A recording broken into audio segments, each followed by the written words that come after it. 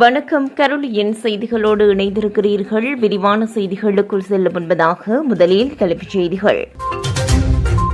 ஆஸ்வஸ்மா கொடுப்பனவு பெற காத்திருப்போருக்கு வெளியான மகிழ்ச்சி தகவல். அதிர்ச்சி அளிக்கும் செம்மணி புதைக்குழி பிணைந்த 4 எலும்புக்கூட்டு தொகுதி மீட்பு. யாழில் கோர விபத்து, 2 இளைஞர்கள் பலி. மீண்டும் உச்சம் தொட்ட எரிபொருளின் விலை, விளக்கம் கூறும் அரசு தரப்பு. அர்ச்சனா எம்பியின் பதவி குறித்து நீதிமன்றம் விடுத்த உத்தரவு. இலங்கையில் பேஸ்புக் பயன்படுத்துவோருக்கு போலீசார் எச்சரிக்கை. வெளிநாட்டில் பட்டப்படிப்பை தொடர உதவித்தொகை அமைச்சரவை அனுமதி. ஆஸ்வஸ்மா நலன் திட்டத்தின் 2ஆம் கட்டத்திற்கான தகுதியான பயனாளர்களின் பட்டியல் அறிவிக்கப்பட்டுள்ளது. தொடர்புடைய பட்டியல் அனைத்தும் பிரதேச செயலகங்கள் மற்றும் கிராம அலுவலர் அலுவலகத்தில் அறிவிப்பு பலகையில் காட்சிப்படுத்தப்பட்டுள்ளதாகவும் தெரிவிக்கப்பட்டுள்ளது. அதன்படி குறித்த பட்டியல் நலன்புரி சபையின் அதிகாரப்பூர்வ வலைதளமான www.wbb.gov.lk-யிலும் வெளியிடப்பட்டுள்ளது. 2ஆம் கட்டத்திற்கான தகவல் சேகரிப்பின் போது வழங்கப்பட்ட தகவல்களில் ஏதேனும் பிழை அல்லது முரண்பாடு இருப்பதாக உணரும் விண்ணப்பதாரர்கள் மற்றும் தகுதியான பயனாளிகளின் பட்டியல் பெயர் குறிப்பிடப்படவில்லை என்றால் அவர்கள் மேன்முறையீடு செய்யலாம். இதேவேளை ஆஸ்வஸ்மா 2ஆம் கட்டத்திற்கான ஆரம்ப விண்ணப்பத்தை சமர்ப்பித்த போதிலும் வீட்டு தகவல்களை சேகரித்த ஒரு அரசு கள அலுவலர் வீட்டிற்கு வரவில்லை என்றால் அத்தகைய விண்ணப்பதாரிகளும் மேன்முறையீடு செய்யலாம். மேன்முறையீடு செய்வதற்கு முன் அனைத்து மேன்முறையீடு செய்பவர்களும் IWMS தரவுகளை அணுகி வீட்டு தகவல் சேகரிப்பின் போது அவர்களின் குடும்பம் குறித்து வழங்கப்பட்ட தகவல்களை கண்காணிக்க வேண்டும். மேன்முறையீட்டாளர்கள் அல்லது ஆட்சேபனையாளர்கள் www.wbb.gov.lk என்ற அதிகாரப்பூர்வ வலைதளத்திற்கு சென்று மேன்முறையீடுகள் மற்றும் ஆட்சேபனைகள் சமர்ப்பிப்புகளை உள்ளிடுவதன் மூலம் தங்கள் மேன்முறையீடுகள் அல்லது ஆட்சேபனைகளை நிகழ்நிலையில் சமர்ப்பிக்கலாம். யாழ்ப்பாணம் செம்மணி மனித புதைக்குழியில் இதுவரை சிறுவர்களுடைய எலும்புக்கூட்டு தொகுதி உட்பட 30 எலும்புக்கூட்டு தொகுதிகள் முற்றாக அகழ்ந்தெடுக்கப்பட்டுள்ளது. புதைக்குழியில் இருந்த சிறுவர் ஒருவரின் எலும்புக்கூட்டு தொகுதி என நம்பப்படும் எலும்புக்கூட்டு தொகுதியுடன் 4 எலும்புக்கூட்டு தொகுதி நேற்றைய தினம் அகழ்ந்தெடுக்கப்பட்டுள்ளது. செம்மணி மனித புதைக்குழியில் 2ஆம் கட்ட அகழ்வு பணிகள் 7ஆம் நாள் பணிகள் நேற்றைய தினம் முன்னெடுக்கப்பட்டது. இதன்போது 4 எலும்புக்கூட்டு தொகுதிகள் முற்றாக அகழ்ந்தெடுக்கப்பட்டுள்ளன. அவற்றில் 4 எலும்புக்கூட்டு தொகுதிகள் பின்னி பிணைந்து குழப்பகரமான முறையில் காணப்படுவதனால் அவற்றினை அகழ்ந்து எடுப்பதில் அகழ்வு பணிகளில் ஈடுபட்டவர்கள் சவால்களை எதிர்கொண்டுள்ளனர். இதேவேளை நேற்றைய தினம் மேற்கொண்ட மேலதிக அகழ்வு பணிகளின் போது மேலும் 4 எலும்புக்கூட்டு தொகுதிகள் அடையாளம் காணப்பட்டுள்ளன. அதன் அடிப்படையில் இதுவரை சிறுவர்களுடைய எலும்புக்கூட்டு தொகுதிகள் உட்பட 30 எலும்புக்கூட்டு தொகுதிகள் முற்றாக அகழ்ந்தெடுக்கப்பட்டுள்ளன. அடையாளம் காணப்பட்ட ஏனைய எலும்புக்கூட்டு தொகுதிகள் அகழ்ந்தெடுக்கும் பணிகள் தொடர்ந்தும் முன்னெடுக்கப்பட உள்ளன. இதேவேளை பேராசிரியர் ராஜ் சோமதேவாவினால் செய்மதி படங்கள் மூலம் சந்தேகத்துக்குரிய பிரதேசம் என அடையாளம் காட்டப்பட்ட இடங்களில் யாழ் பல்கலைக்கழக தொல்லியல் துறை மாணவர்களின் பங்கேற்புடன் அகழ்வு பணிகள் நேற்றைய தினம் ஆரம்பிக்கப்பட்டுள்ளது. அத்துடன் சந்தேகத்திற்குரிய இடமாக அடையாளம் காணப்பட்டுள்ள ஏனைய இடங்களில் அகழ்வு பணிகளை மேற்கொள்ள ஏதுவாக அவற்றின் துப்புரவு செய்யும் பணிகள் நேற்றைய தினம் முன்னெடுக்கப்பட்டுள்ளமை குறிப்பிடத்தக்கது. யாழில் இடம்பெற்ற மோட்டார் சைக்கிள் விபத்தில் 2 இளைஞர்கள் உயிரிழந்துள்ளனர். குறித்த விபத்து நேற்று இடம்பெற்றுள்ளது. பொன்னாலை கட்டுவனில் இருந்து சுன்னாகம் நோக்கி மோட்டார் சைக்கிளில் பயணித்த 2 இளைஞர்களே இவ்வாறு உயிரிழந்துள்ளனர். சம்பவம் தொடர்பில் தெரிய வருகையில் நேற்று மாலை பொன்னாலை கட்டுவனில் இருந்து சுன்னாகம் நோக்கி மோட்டார் சைக்கிளில் அதிவேகத்தில் பயணித்த இளைஞர்கள் இருவர் வீதியின் குறுக்கே வந்த மாட்டை கடப்பதற்கு முயற்சித்த போது எதிரே இருந்த மின் கம்பத்துடன் மோதியதில் இருவரும் தூக்கி வீசப்பட்டு ஸ்தலத்திலேயே உயிரிழந்துள்ளனர்.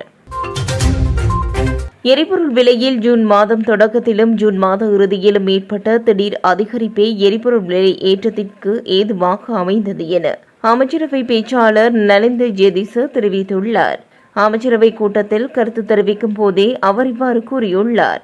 ஜூன் மாதத்தில் ஏற்பட்ட விலை தளம்பலுக்கேற்பவே ஜூன் 30ஆம் தேதி விலை மாற்றம் செய்யப்பட்டுள்ளது. அவ்வாறான நடைமுறையே பின்பற்றப்படுகின்றது. மாதத்தின் தொடக்கத்தில் விலை குறைவடைந்தால் அதன் பலனை மாத இறுதியில் எதிர்பார்க்கலாம். அவ்வாறே விலை சூத்திரம் தயாரிக்கப்பட்டுள்ளது. மேலும் கடந்த அரசாங்கத்தில் இறக்குமதியின் போது ஏற்படுத்தப்பட்ட மோசடி இன்றும் எம்மை பின்தொடர்ந்து வருகின்றது. அவர்கள் சென்றாலும் அவர்களால் எரிபொருள் கூட்டுத்தாபனத்தில் ஏற்படுத்தப்பட்ட நட்டத்தை நாம் சரி செய்யும் போது இவ்வாறான செயற்பாடுகளை தவிர்க்க முடியாமல் போய்விடுகிறது என நலிந்த ஜேதிச குறிப்பிட்டுள்ளார். நாடாளுமன்ற உறுப்பினர் ராமநாதன் அர்ச்சனாவின் பதவியை ரத்து செய்யக்கோரி தாக்கல் செய்யப்பட்ட வழக்கு விசாரணை மேன்முறையீட்டு நீதிமன்றில் நேற்று அனுமதி வழங்கியது.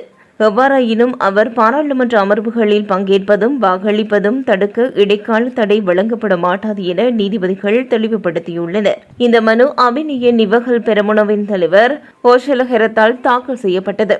மனுதாரர் தரப்பில் ஆஜரான சட்டத்தரணி பிரதிவாதியான நாடாளுமன்ற உறுப்பினர் பாராளுமன்றத்திற்கு தெளிவான சந்தர்ப்பத்தில் அரசு வைத்திய சேவைகளில் இருந்து இடைநீக்கம் செய்யப்பட்டவர். அரசியலமைப்பின்படி அவர் பாராளுமன்றத்திற்கு தேர்ந்தெடுக்கப்பட தகுதியற்றவர் என தெரிவித்தார். மேலும் பாராளுமன்றத்தில் அமர்ந்து வாக்களிக்க அவருக்கு சட்டப்பூர்வ உரிமை இல்லை என்றும் சட்டத்தரணி வாதிட்டுள்ளார். ஆனால் அர்ச்சனாவுக்காக ஆஜரான சட்டத்தரணி தனது கட்சிக்காரர் பாராளுமன்றத்திற்கு தேர்ந்தெடுக்கப்பட்ட போது சம்பளமின்றி சேவையில் இடைநீக்கம் செய்யப்பட்டதால் அவரை ஒரு அரசாங்க ஊழியராக கருத முடியாது என்று தெரிவித்தார். ஆனால் அவர் பாராளுமன்றத்திற்கு தேர்ந்தெடுப்பதற்கு எந்த சட்டம் தடையும் இல்லை என்றும் அவர் குறிப்பிட்டுள்ளார். இரு தரப்பினரும் முன்வைத்த வாதத்தினை பரிசீலித்த மேன்முறையீட்டு நீதிமன்றம் இந்த மனுவை விசாரணைக்கு எடுத்துக்கொள்ள தீர்மானித்தது.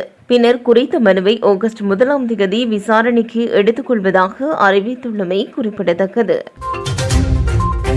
முகநூல் பக்கத்தில் புண்படுத்தும் அல்லது தவறான மொழி பிரயோகங்களை பயன்படுத்தும் நபர்கள் மீது நடவடிக்கை எடுக்கப்படும் என இலங்கை போலீஸ் திணைக்களம் அறிவித்துள்ளது. பொதுமக்களின் கருத்துக்கள் மற்றும் விமர்சனங்களை கவனத்தில் கொண்டு இது தொடர்பான தேவையான நடவடிக்கைகளை போலீசார் செயற்படுத்துவதாக ஒரு அறிவிப்பை வெளியிடப்பட்டுள்ளது. கருத்துக்கள் மரியாதைக்குரிய மற்றும் பொருத்தமான முறையில் வெளிப்படுத்த வேண்டும் என போலீஸ் திணைக்களம் தெரிவித்துள்ளது. கொச்சை வார்த்தைகளை பயன்படுத்துவதனால் உங்கள் குணங்கள் மட்டுமே சேதப்படுத்தும் என்பதை சுட்டிக்காட்டிய போலீசார் எதிர்காலத்தில் அத்தகைய நபர்கள் மீது நடவடிக்கை எடுக்கப்படும் என்று எச்சரிக்கை விடுக்கப்பட்டுள்ளது.